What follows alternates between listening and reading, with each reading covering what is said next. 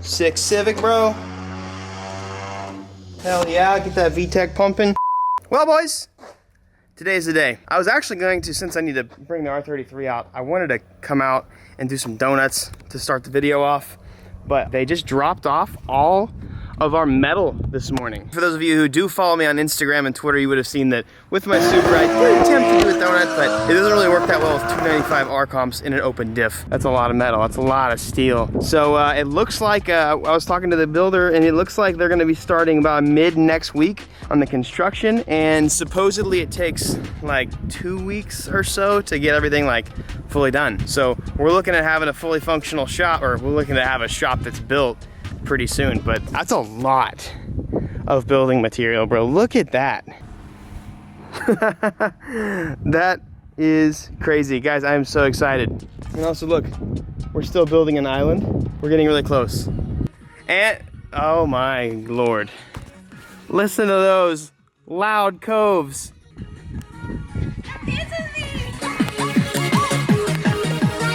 This little guy's really cool. I've actually done an ad on this one before and told you guys about this. This is the Cove Commuter 2 split. It actually splits up. I've had a lot of you guys use my code and get these, and I have heard nothing but amazing things. These actually make a true like surround. They have 2 drivers that are super directional. They have subwoofers in them, and they're really amazing. These puppies are water resistant, and it's just a great way to listen to music in the garage. The subwoofer and the 2 drivers gives you a really immersive sound, or you can link them back together just like that, and use it as one, like the classic Commuter. It's a really good sounding speaker, and I can save you guys 64% off if you use my code. This is a steal, and arguably the best speaker you can get for the price on the market. You guys check this out. Use that link I have for you in the description.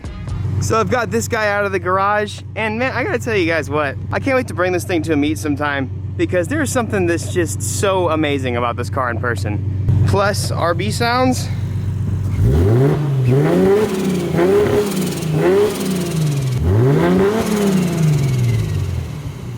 Yep.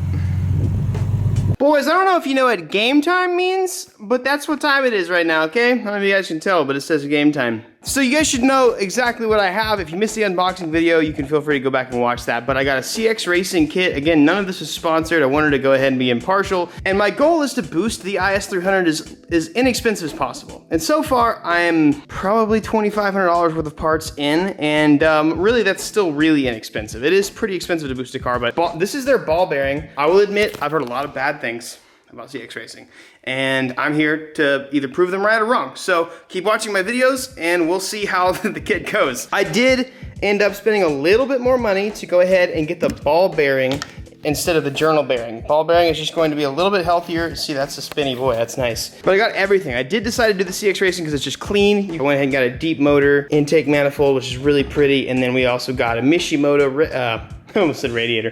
Mishimoto intercooler, and I've got some extra parts all around. If you guys are new to the channel, you might not know that I have an eBay, literally an eBay turbo kit Supra. This turbo is wild, and it made 520 wheel horsepower on 15 PSI, so really low boost. But I'm also pretty sure that turbo is on its last leg and might die pretty soon. But if you can't tell, this turbo kit is very ugly. You can boost the NA2JZs, the GEs, but if you keep the stock plenum, it's super, super ugly. On the IS300s, I mean, since this one is so mint, I do want to make sure that it just looks good. But on the IS300s, it's the same thing. It's got a little cover under this guy right here. It's got the same type of plenum. One thing I do want to say before I get going on this, the VVTi 2JZ, there's a lot of pros and cons between the two. That's a non-VVTi over there. The non-VVTis have much thicker and stronger rods. The VVTIs have like way thinner rods, so they're a little bit weaker. That car could probably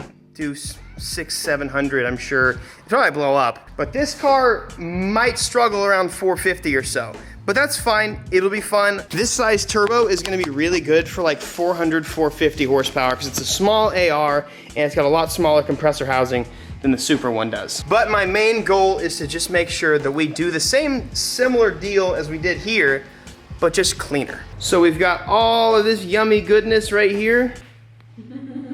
What? Right there. Huh? You. Oh. The IS300 build begins now.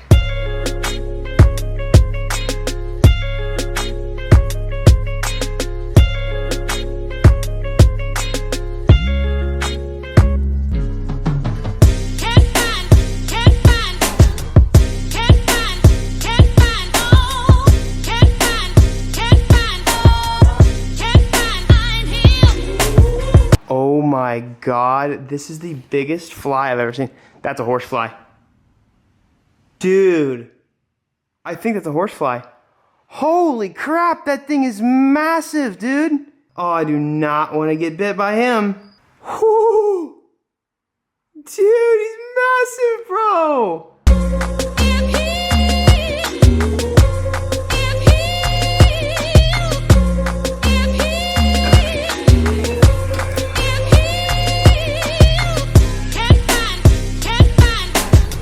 Please no squirt. Please no squirt. Okay, just a little bit. Yummy. And stock fuel rails out. I'm curious on this. These are actually really good injectors.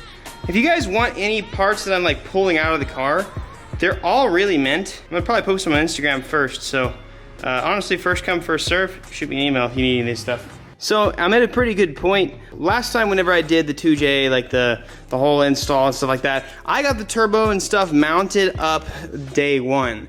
Now, that's not my priority today. What I really want to focus on, sorry, I'm like disgusting right now. I am sweaty, it is so hot. What I really want to focus on is making everything clean, like while it's going in. Now that I'm gonna have a plenum on this side of the motor, all of this is going to be exposed. And so I want it to look good. Like I do not want this to, I want this to look like a really clean NAT, which is simple to do. So I also need to take this off to mess with some harness location stuff. It is crazy how much different this is than the actual GTE. Like it just looks so much different. Gotta take off that 710 cap. 6 Civic, bro. Hell yeah, get that VTEC pumping. Now, I'm just gonna go ahead, pop this sucker off. I'm definitely gonna keep the cam cover. It's nice and clean. And it says twin cam, 24 valve, VVTi, like it looks nice. So I'll clean this up and get the oil and sweat off of it. What I need to do is go ahead and I gotta take all this weird stuff off. I'm gonna go ahead and get the cam covers, the valve covers off so we can start cleaning it up a little bit. So I just got a bunch of bolts all around the place. And kind of the same deal where I did to my R33. I really like crinkle paint. You can't really go wrong with it. It just looks really good if done right. But this time I might do red wrinkle paint or black. I don't know. I'm not gonna paint them today. But I'm gonna get them off, sanded, ready, cleaned off, that sort of deal. And then we can keep going from there. One thing I will say about this kit, so in the Supra's configuration is super weird because it's right-hand drive. But this one, it's ABS actuator, the thing that actually went out. I don't know if you guys remember that, but my Supra's actuator actually went out. Supposedly, this turbo kit, this exhaust manifold actually still allows you to run this, because this thing's kind of a pain to do, and I really don't want to have to redo brakes and stuff like that again, so that's nice. But I'm gonna get this sucker started, cleaned up. Let's get this guy off.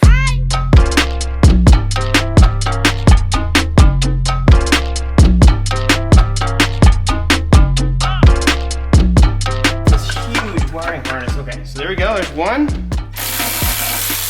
2% battery on the cam. Back it up, and we're off. So it actually looks like these are super new, and I'm not gonna touch them. So for the last step I'm gonna end up doing today, we've got it up. I'm gonna take the exhaust off, or like at least disconnect it. Wow, man, that's a yummy looking boy. Wow, that guy is rusted out. Oh, that's not gonna be fun. Yikes. I don't want you guys to freak out that I'm using this thing. This thing's been broken for years, but it serves as a very good breaker bar now. And I had to use one of the special sockets to basically strip it out. Oh no. This guy has teeth on it and doesn't like to play nice. It's gonna be a while till I get this guy out.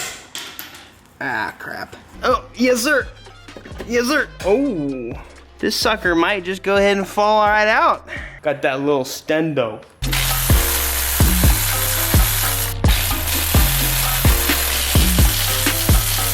All right, and this freaking catalytic converter is so thick, dude. Come on now, Biss. Son of a bitch. I think this ground was in the way. I'm pretty sure that could be it. And yep, that was it. That's a lot of catalytic converter. Yeah, like, that's crazy. Probably right now, I bet you, these are probably worth like $500-600 bucks. Oh my gosh. So I'm gonna just go ahead and to end today's process, I'm gonna test fit the exhaust manifold real quick. Let's see what she looks like.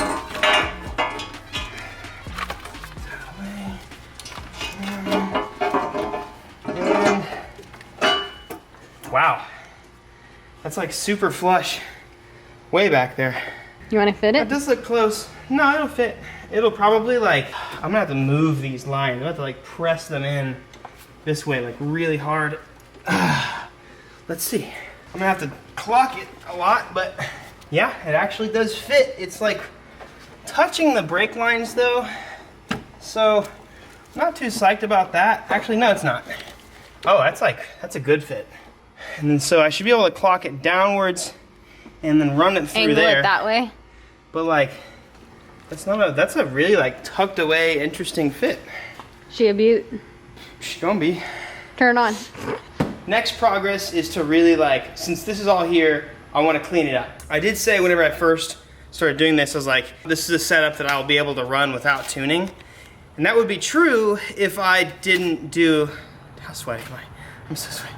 I'm like, You're so sweaty, I can't even tell. My sweat is literally running off my nose and going out this way as I'm speaking. That would be true if I didn't change the plenum. The problem is I changed the intake and I changed the MAF sensor, and because of that also I'm having to change the injectors. If I was on stock injectors and stock MAF sensor, a mass airflow, since it's a mass airflow car, I would be able to drive it.